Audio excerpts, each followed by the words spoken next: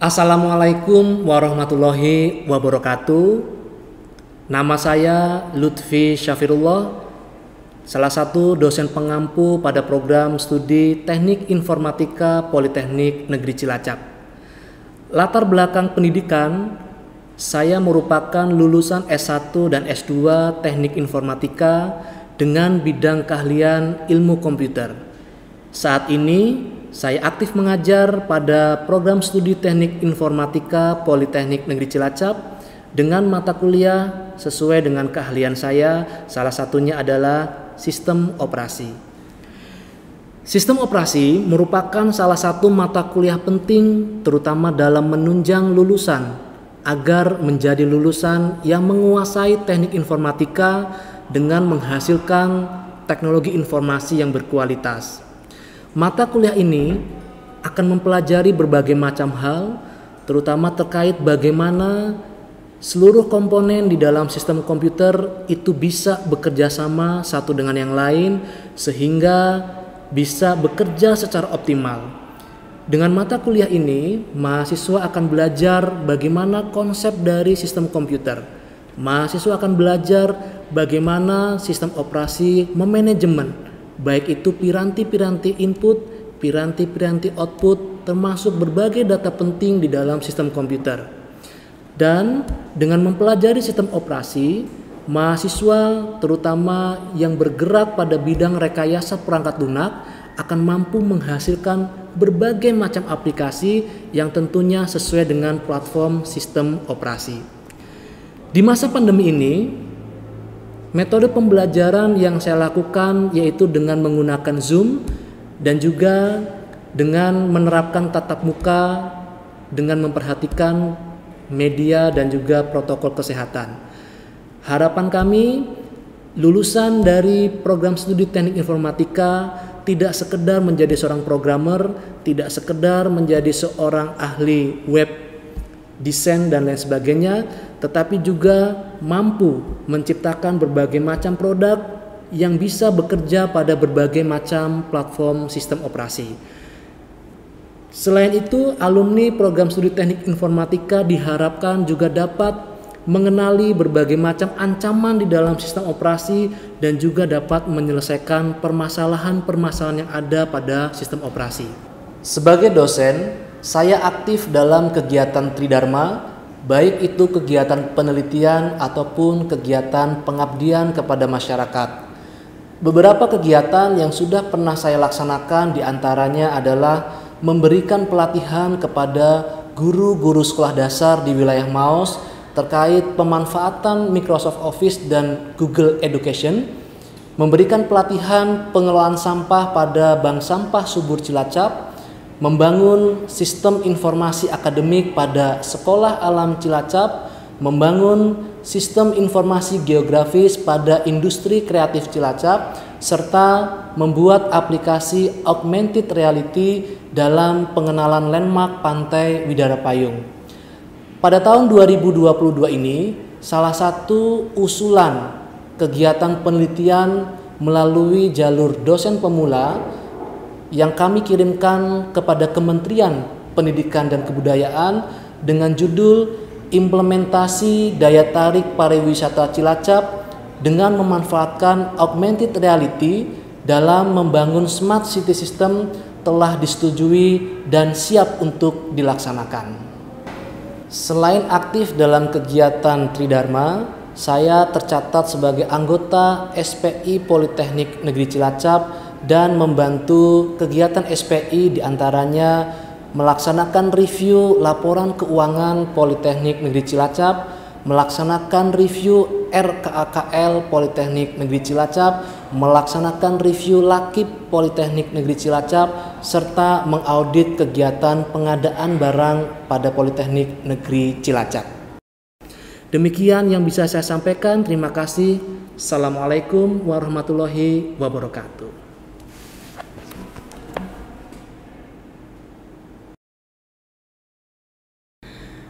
Berikut proses pembelajaran yang sudah pernah saya lakukan pada mata kuliah sistem operasi secara luring pada pertemuan penjadwalan prosesor. Assalamualaikum warahmatullahi wabarakatuh.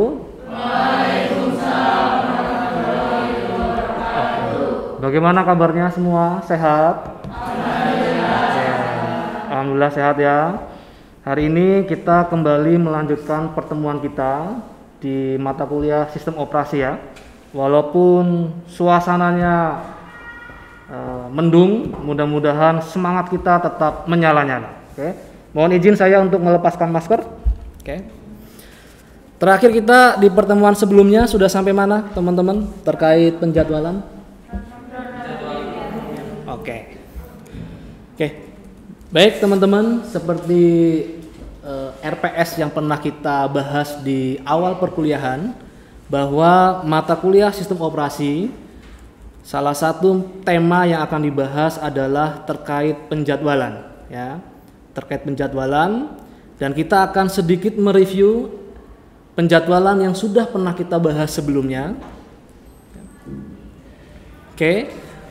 Untuk penjadwalan kita sudah mengetahui bahwa ada dua jenis penjadwalan, yaitu penjadwalan non-preemptive dan penjadwalan preemptive. Ada yang tahu bedanya apa? Gina mana Gina? Oke, Gina, apa bedanya penjadwalan preemptive dan non-preemptive, Gina? Kalau penjadwalan non-preemptive itu tidak bisa dijeda. Oke. Kalau penjadwalan preemptive bisa dijeda. Oke.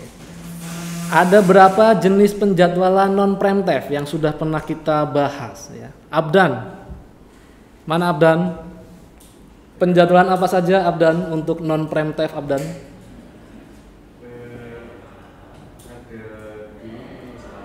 Iya. Udah lupa ya. Jangan lupa dong.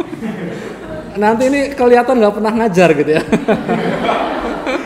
Ingat ya, penjadwalan FIFO dan SJF non-preemptive ya. Kemudian yang preemptive ada SJF dan round-robin. Oke. Dan ingat teman-teman, untuk mata kuliah dengan tema penjadwalan, harapannya begitu kita mempelajari penjadwalan sistem operasi, penjadwalan prosesor, kita bisa menjelaskan dan memahami algoritma ya. Algoritma penjadwalan baik yang bersifat preemptive maupun non preemptive ya. Sedikit saya mereview kembali ya. Mudah-mudahan teman-teman tidak lupa ya, bahwa materi penjadwalan harapannya teman-teman nanti bisa menghitung nilai prosesor time ya, yaitu bagaimana prosesor memberikan waktunya untuk mengeksekusi semua proses dalam antrian. Ya. Berikutnya kita bisa menghitung yang namanya waiting time. Ya. Bagaimana sebuah proses dalam antrian itu kira-kira butuh waktu berapa lama untuk bisa dieksekusi. Ya. Seperti itu. Dan mudah-mudahan teman-teman tidak lupa dengan algoritma ini, yaitu algoritma non-preemptive, di mana kalau prosesor sudah memberikan waktu untuk memproses sebuah proses, maka dalam algoritma non-preemptive tidak boleh dijeda, gitu ya. Tidak boleh ada interupsi, ya. Dan yang kedua adalah algoritma yang sifatnya preemptive.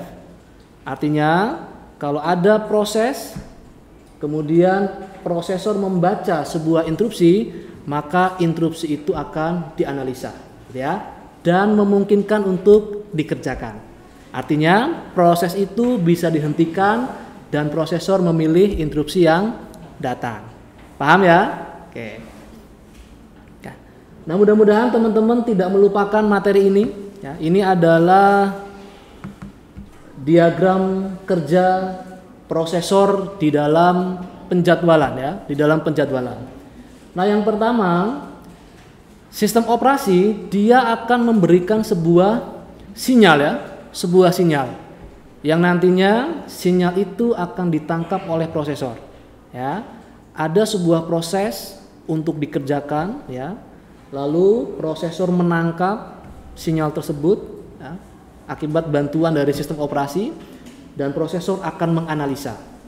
Kalau proses tersebut bisa dikerjakan, maka langkah selanjutnya akan membawa proses tersebut pada tahap execute cycle ya, untuk dieksekusi ya.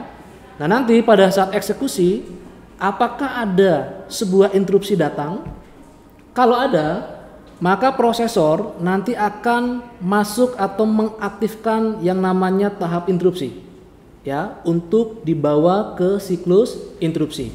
Nah, di sini peran dari algoritma penjadwalan, ya.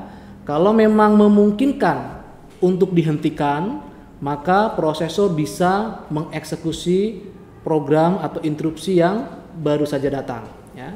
Tapi kalau seandainya tidak ada interupsi, maka prosesor akan masuk ke tahap halt, ya.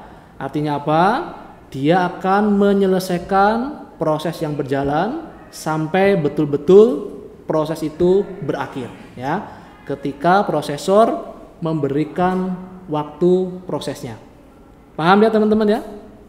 Bisa dipahami ya? Oke. Kita akan lihat teman-teman contohnya. Ya. Mudah-mudahan masih ingat ya, kita sudah belajar penjadwalan PremTef yang SCF, dan hari ini kita masuk ke penjadwalan round robin. Dan nanti teman-teman harus bisa membedakan apa bedanya penjadwalan SCF dengan round robin, ya, yang bersifat PremTef. Bisa dijeda, ya. Sekarang silakan teman-teman keluarkan kertas, ya. Keluarkan kertas, siapkan bolpen. Kita akan menghitung dan menganalisa bagaimana algoritma round robin bekerja. Dan teman-teman harus paham, ya, harus paham cara menentukan turnaround time serta cara mencari rata-rata waiting time. Silakan disiapkan. Nanti setelah ini saya akan memberikan tugas buat teman-teman semua, ya. Oke. Tolong saya bantu untuk diperiksa, ya, bantu dikoreksi barangkali ada perhitungan yang keliru. Nanti kita bisa membenarkan bersama-sama, ya. Nah, di sini untuk mengerjakan dan memahami algoritma round robin, maka langkah pertama, silakan teman-teman urutkan terlebih dahulu proses-proses yang datang sesuai dengan waktu kedatangannya, ya. Di sini ada 6 buah proses sudah kita urutkan sesuai dengan waktu kedatangan, ya. Dan masing-masing proses ini memiliki durasi atau burst time, ya, di mana total burst time-nya itu 32 milidetik. Artinya apa? Untuk menyelesaikan proses-proses dalam antrian ini, maka prosesor membutuhkan waktu kurang lebih 32 milidetik untuk memberikan jatah waktu prosesnya, ya. Kita mulai teman-teman, ya. Langkah pertama, di sini ada proses A yang datang pada saat T sama dengan 0 dengan burst time sama dengan 5, ya. Karena A dia adalah proses yang pertama datang, maka dia akan kita eksekusi. Untuk algoritma round robin, ya, prosesor dia akan menyediakan waktunya tersendiri, ya, yang dinamakan dengan quantum time. Jadi setiap proses ini hanya boleh dieksekusi sesuai dengan nilai quantum time-nya. Artinya kalau prosesnya lebih besar dari quantum time, maka prosesor akan menghentikan dan memberikan kesempatan, ya, pada proses lain untuk menginterupsi, gitu ya. Kita lakukan analisanya. Pada saat T sama dengan 0, ada proses A dengan burst time sama dengan 5. Karena quantum time-nya sama dengan 3, maka A ini hanya boleh dieksekusi maksimal 3 milidetik. Oke. Kita eksekusi A sesuai dengan quantum time-nya, lalu kita analisa apakah ada interupsi yang datang. Ternyata di sini ada proses B datang pada saat T sama dengan 1. Oke. Kemudian pada saat T sama dengan 3, datanglah proses C. Oke. Sehingga interupsi terjadi di T sama dengan 3 milidetik, ya. Apakah akan mengeksekusi proses A, sisa proses A, ataukah mengeksekusi interupsi yang datang, proses B atau C, ya. Nah, dalam round robin untuk mengeksekusi proses interupsi ini, maka prosesor akan mendahulukan sesuai dengan waktu kedatangannya, ya. Setelah A, maka berdasarkan waktu kedatangan kita akan mengerjakan interupsi atau proses B, gitu ya. Maka kita pilih proses B untuk dikerjakan. Dan kita kerjakan sesuai dengan quantum time-nya.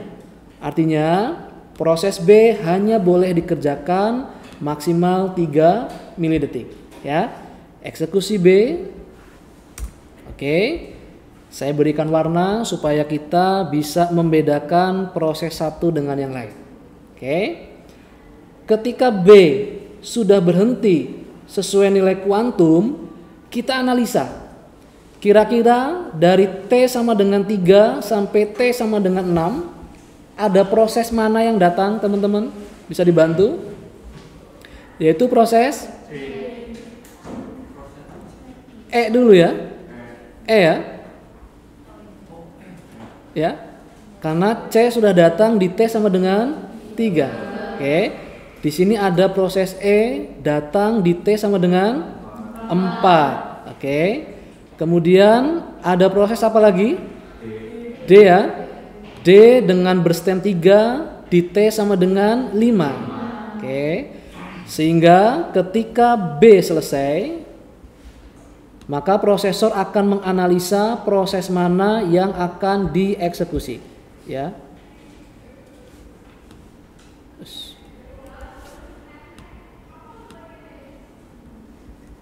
Oke. Oke. Ketika proses B selesai, maka di T sama dengan 6, kita analisa apakah melanjutkan proses A, ataukah melanjutkan proses B, ataukah mengerjakan interupsi yang datang, gitu ya.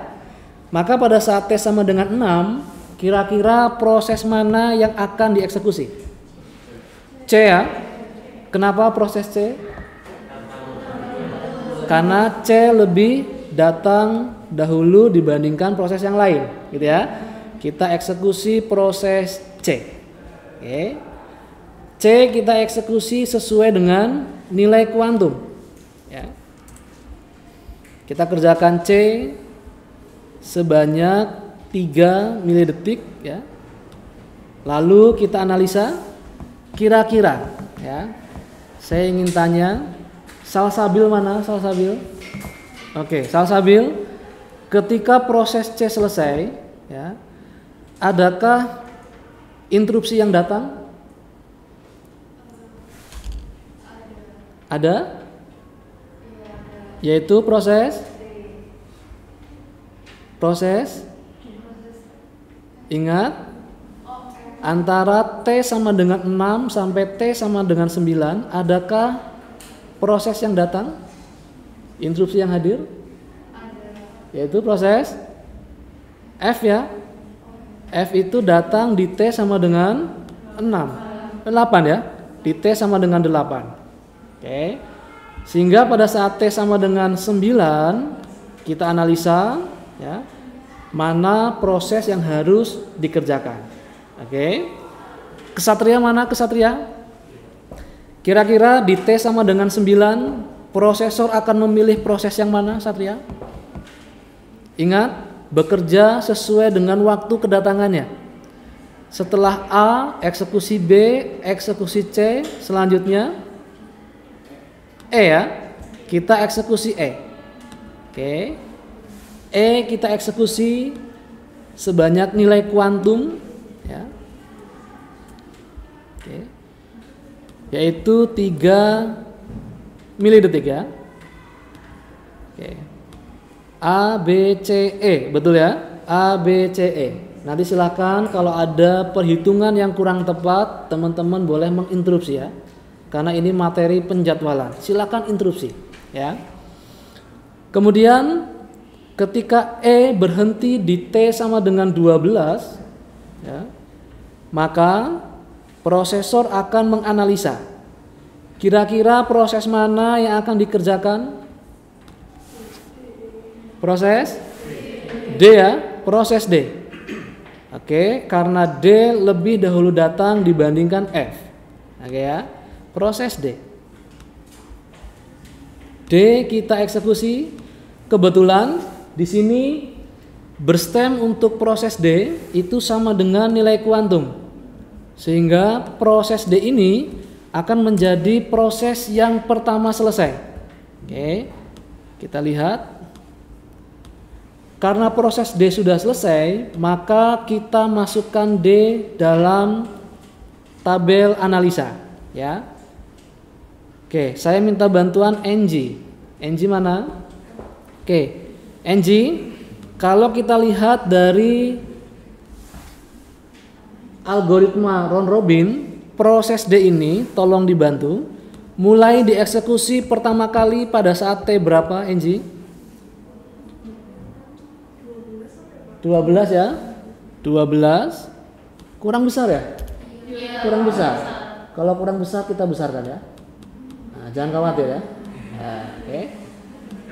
D ini dieksekusi pada saat T sama dengan 12, berhenti di T sama dengan 15. Kita masukkan dalam tabel perhitungan ya. Oke. Oke, tolong dibantu NG. Berapakah turnaround time untuk proses D? Ingat, turnaround time itu berakhirnya proses D, lalu kita cari kapan D masuk di dalam antrian. Berapa nilai turnaround time-nya? 15 dikurangi 5 sama dengan 10 ya. Turnaround time-nya sama dengan 10. Oke. Tolong dianalisa berapakah waiting time untuk proses D. Ingat, datang di T sama dengan 5 dan baru dieksekusi di T sama dengan 12. Waiting time-nya 7. Oke. Sampai sini bisa dipahami teman-teman semuanya? Bisa ya? Oke. Kalau bisa kita lanjutkan. Oke. Setelah proses D selesai, maka pada saat T sama dengan 15 ya. Di sini prosesor akan melanjutkan proses. Lihat, berdasarkan waktu kedatangan, setelah mengerjakan D, maka kita eksekusi proses F ya. Kita eksekusi proses F ya. Kita lihat di sini F kita eksekusi sesuai dengan nilai kuantumnya ya. Oke, kita beri warna supaya memudahkan ya. Oke. Ketika F selesai, ya, prosesor akan menganalisa apakah terdapat interupsi berupa sisa proses sebelumnya gitu ya. Maka setelah F selesai, proses manakah yang akan dieksekusi? A ya, karena di dalam round robin setelah kuantumnya habis, maka sisa proses kita letakkan di antrian paling belakang ya. Dan kita analisa sesuai dengan waktu kedatangan. Oke. Kita lihat teman-teman. Proses A ini ya, kita eksekusi ternyata berstemnya sama dengan 2 ya. Maka kita kerjakan A ya, sebanyak 2 milidetik dan proses A ini selesai. Betul ya? Maka A ini menjadi proses berikutnya setelah D selesai. Kita masukkan dalam tabel analisa. A mulai dikerjakan pada saat T sama dengan 0. Kemudian A berakhir di T sama dengan 20. Oke. Maka turnaround time untuk proses A berapa? 20 ya. 20.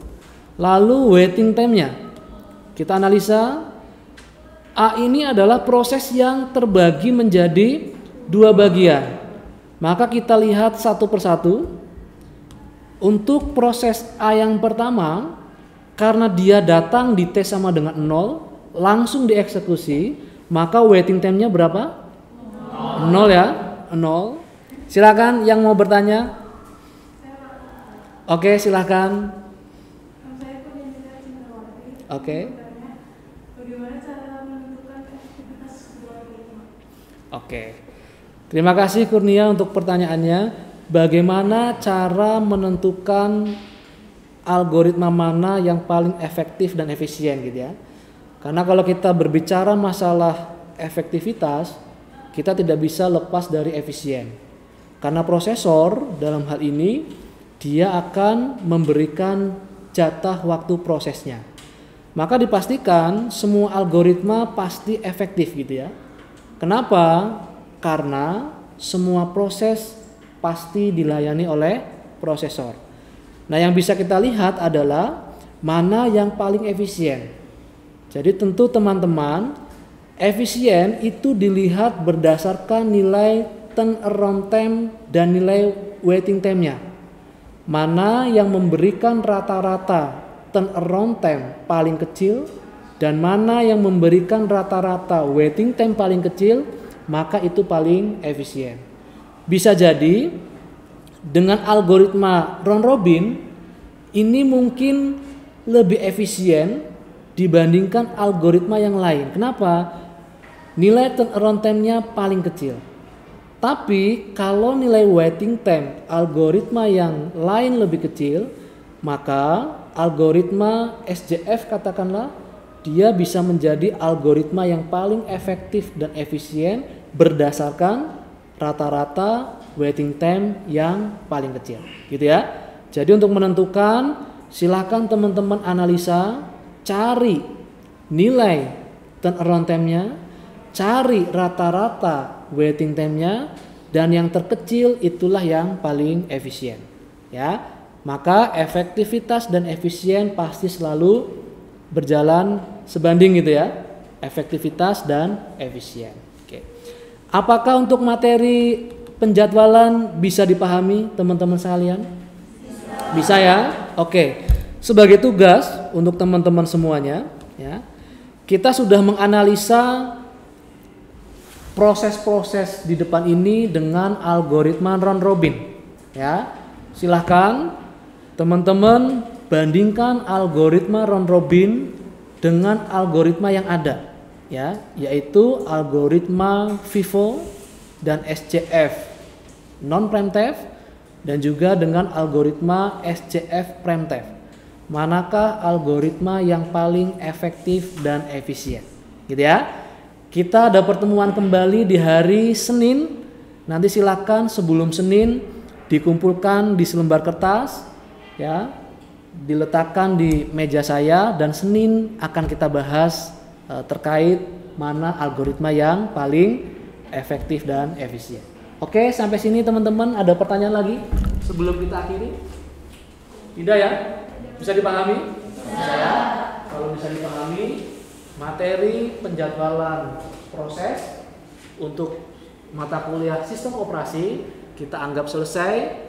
Dan nanti pada saat UAS, perhatikan teman-teman harus cermat dalam menghitung ya, mana proses yang bisa dijeda, mana proses yang tidak bisa dijeda ya. Hati-hati dalam menghitung nilai turnaround time dan nilai waiting time ya. Mana yang memberikan nilai terkecil baik dari rata-rata turnaround time dan rata-rata waiting time, maka itulah algoritma yang paling efektif dan efisien. Baik, terima kasih. Saya akhiri untuk pertemuan pada siang hari ini. Tetap jaga kesehatan, jaga prokes, dan akhir kata, Assalamualaikum warahmatullahi wabarakatuh.